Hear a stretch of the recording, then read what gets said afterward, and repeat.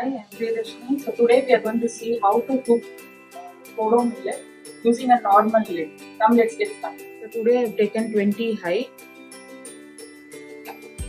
So I've soaked this kodo millet for about 3 hours. I'm adding in the pot. So in this cup I've taken 1 cup of kodo millet. I'm adding 2 cups of water.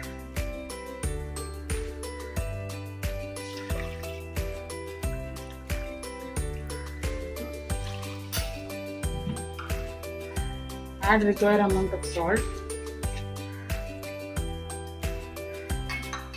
Mix it. Place the normal lid. Switch on the stove. Place your audio thumb. Place it in the carrot window for about 10 minutes. So you can see I've connected my phone as well. So once it has reached the carrot window, we'll check. It's reached the carrot window, so we are going to just press any one of the button. The sound will disappear and lower the flame. Now you can see the cooking is complete. I'm going to switch off the audio thumb. Switch off the gas. Remove the audio thumb.